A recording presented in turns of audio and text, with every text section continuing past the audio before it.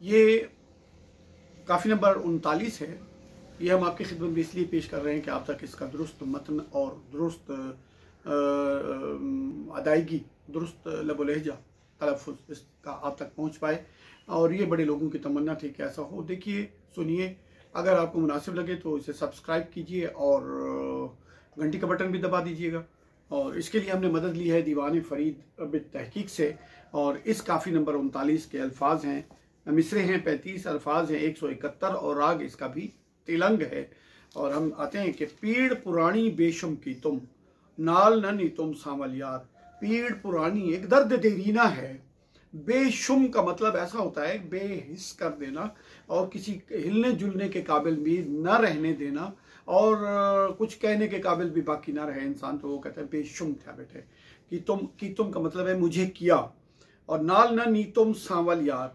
अब इसमें नाल न नीतुम आम लफ्ज़ों में तो माना होता है, नीतुम का माना होता है मैं ना ले गया, जबकि ख्वाजा साहब यहाँ मीम मुतकल्लिम का करके ये कहते हैं नाल न नीतुम सांवल यार, यानी महबूब मुझे साथ ना ले गया। और पुन्नल यार नु चा भर में ओने, जोरा जोरी पकड़ नितोने, पौने शाला रब दी मार। कि मेरे महबूब पुन्नू को उन्होंने उकसाया, भड़काया मेरे खिलाफ और फिर उसको ज़बरदस्ती पकड़ के साथ ले गए। शाह खुदा करे इनको रब की मार पड़े। और पैर हुआड़ा खोज न पावा, रो रो किरण कंडा गल लावा, नैन सिकीते जार निजार।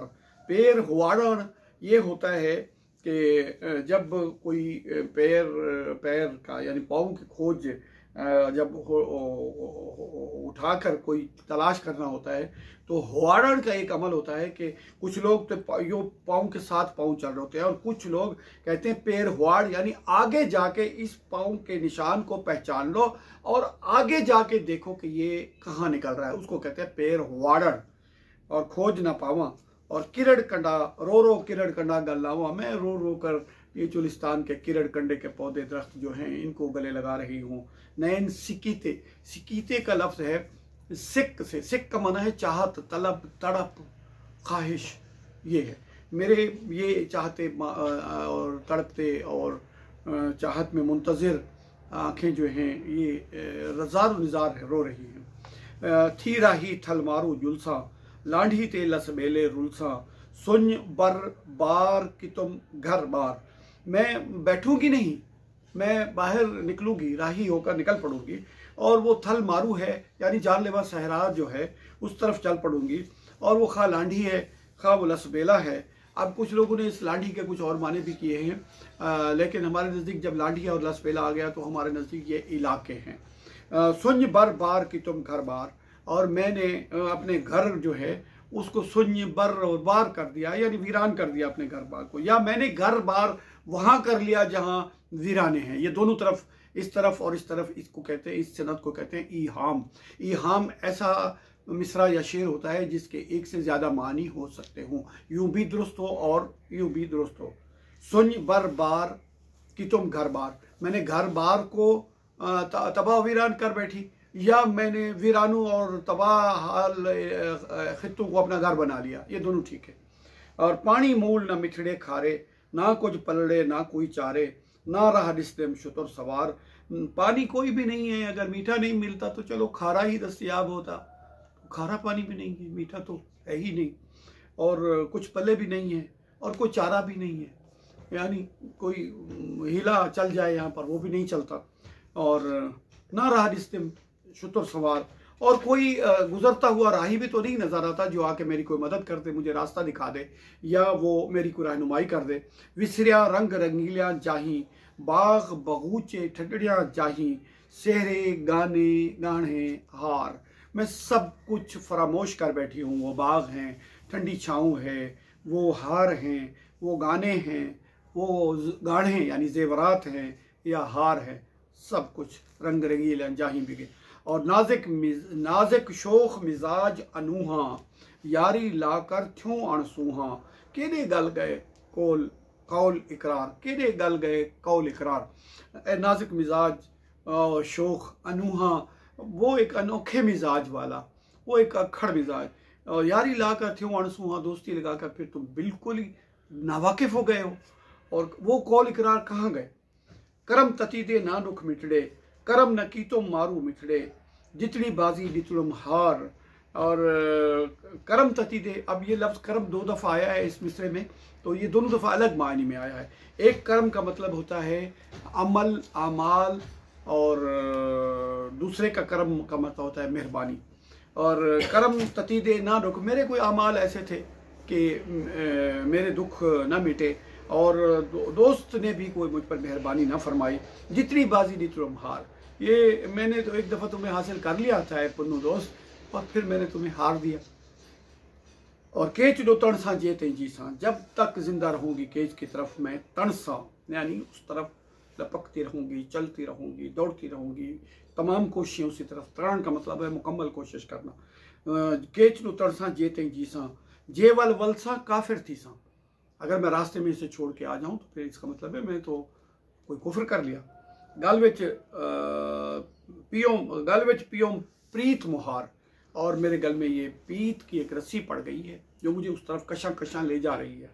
औख्यां घाटियां घाटियां चाटियां, लाह्यां चाढ़ियां सब अठ काठियां, सजड़ू खबड़ू सौ सौगार। औख्यां घाटियां पुरपेच घाटियां हैं, और चाटियां घाटियां चाटियां घाटियां चाटियां, घाटियां माने गुंजान और चाटियां माने टिकरियां, पहाड़ियां छोटी छोटी, वो एक के साथ एक साथ एक, यानी गुंजान घाटियां हैं। ये नहीं कि एक चाटी आए और ख़त्म हो जाए और फिर कुछ मैं नहीं, कुछ नहीं, एक साथ एक। और लाह्यां चाढ़ियां, यानी वो खा उतरना है चढ़ना है, सब 8 काठियाँ। 8 काठियाँ का मतलब होता है कि ऐसा काम जो कमोबेश 16 लोगों के करने का हो।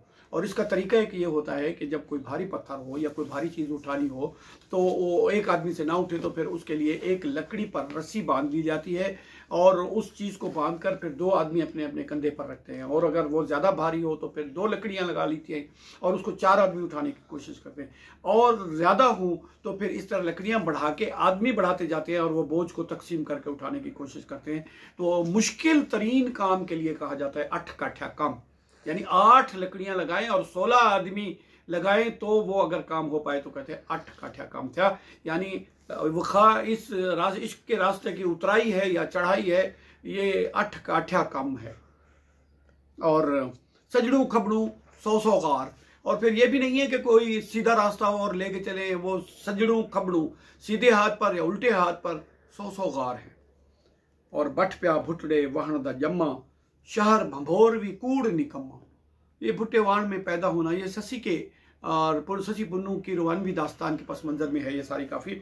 और भुट्टेवान में मेरा पैदा होना, भुट्टावान जो है अमली तौर पर जो है ये तहसील सादकाबाद जो है सराइकी खित्ते की, तो वहाँ का एक इलाका है, उसका नाम है भुट्टावान। तो एक रिवायत के मुताबिक वहाँ पैदा हुई थी और वहाँ से शशि को दरिया में बहा दिया गया था। भुट्टे वहान का जम्मा, वहाँ मेरा पैदा होना भी बेकार ही गया, बट्ट में पड़े। और इसको बट्ट में भी कहा जाता है और बुन्न भी कहा जाता है। बुन्न का मतलब होता है एक ऐसा गढ़ा, एक ऐसी खोदा हुआ गढ़ा जिसमें लोगों को मरने के लिए डाल दिया जाता था, तो बट्ट प्या भी कहते हैं और बुन्न भी कहते हैं।